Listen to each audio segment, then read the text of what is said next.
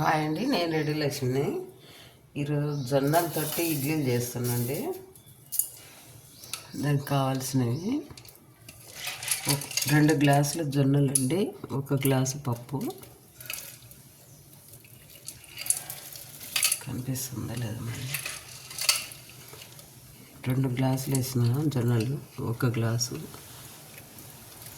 మినపప్పు నానబెట్టేసిన. ఇది రాత్రి నానబెట్టేసిందండి. ముందే రుబ్బు పెట్టుకోవాలని లేదు, నేను అప్పటికప్పుడు అన్నీ చేస్తాను. నేను మిక్స్ చేసుకొని దాంట్లో కొంచెం కలర్ఫుల్గా ఉండాలి, పిల్లలు తినాలంటే కొంచెం క్యారెట్ తురుము, 4 పచ్చిమిర్చి. ఈ కారం ఉండవండి, అందుకని 5 మిరపకాయలు వేసింది.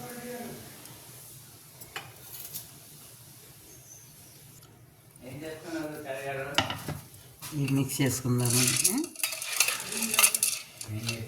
మిక్స్ చేసుకుని వస్తే చూపిస్తా.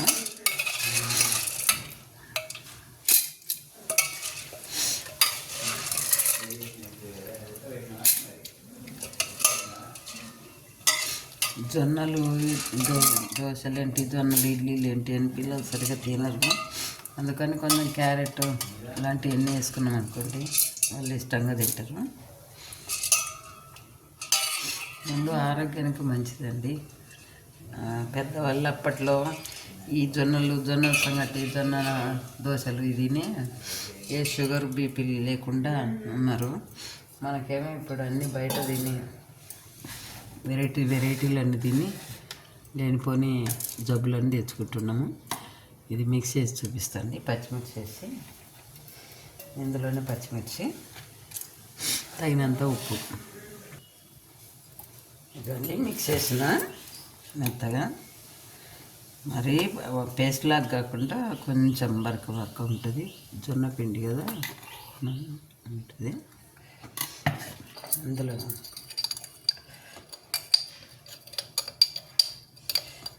ఇప్పటికిప్పుడు వేసుకున్నాం కాబట్టి కొంచెం వంట సోడా వేసుకోవాలా. కొంచెం అండి, ఎక్కువ వేద్దాం.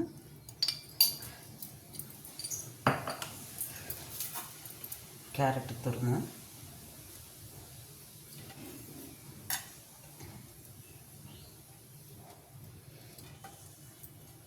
కలర్ఫుల్గా ఉండాలి, పిల్లలు కూడా ఇష్టంగా తినాలంటే ఇవి కలుపుకుంటేనే మంచిది.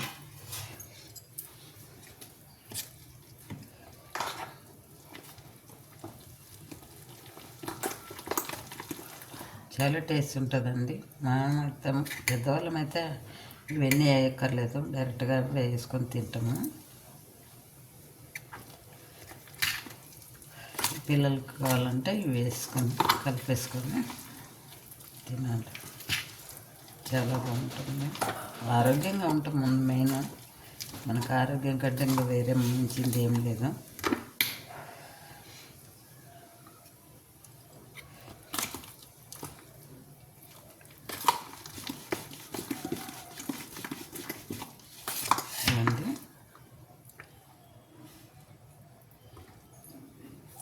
నేను ఇడ్లీ వేసి చూపిస్తాను. ఇదండి ఇడ్లీలో వేస్తాం కదా. ఇవి ముందు ఇడ్లీలో కొన్ని ఆయిల్, ప్రతిదీ ఆయిల్ రాసుకొని తింటూనే ఉంటాం మనము. కనీసం వీటికన్నా ఆయిల్ లేకుండా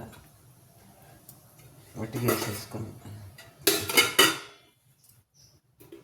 ప్రతిదీ ఆయిల్ లేకుండా వంటలు చేయట్లేదు, అందుకని ఇంటికి ఆయిల్ లేకుండానే వేస్తాను నేను. ఆయిల్ లేకపోతే ఎలా వస్తాయి అని అంటారు, కానీ తడి మీద వేసినాం అనుకోండి నీట్గా వస్తాయి, మంచిగా వస్తాయండి ఇవి. తడి కడిగి ఆ తడి మీదనే వెంటనే వేసేసుకోవాలి.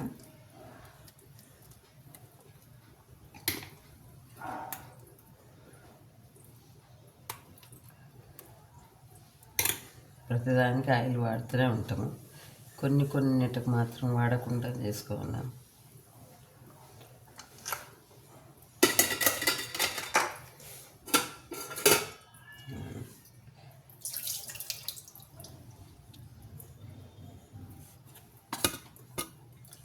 ఇడ్లీలు ఎక్కువ అంటే ఆయిల్ ఎప్పుడు పెట్టను,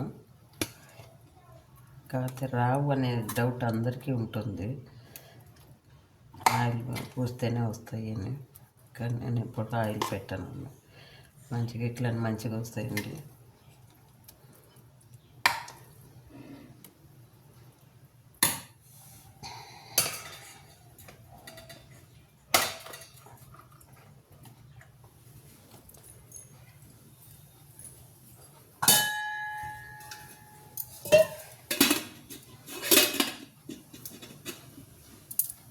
పెట్టి అయిన తర్వాత ఇడ్లీలకి పచ్చడి ప్రిపేర్ చేసుకుంటున్నాండి. నేను పచ్చడి చేస్తున్నా.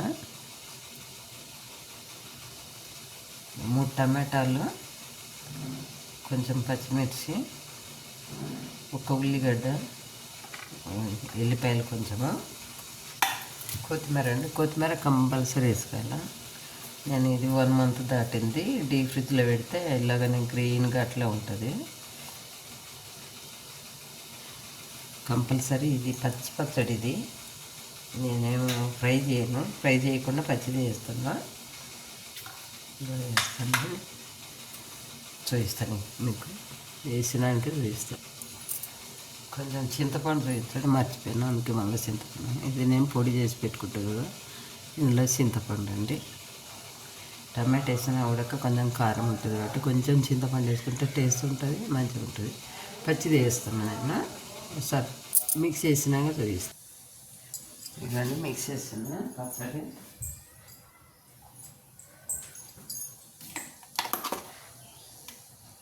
ఇలా మిక్స్ చేసి పోపు వేసుకుంటుంటండి.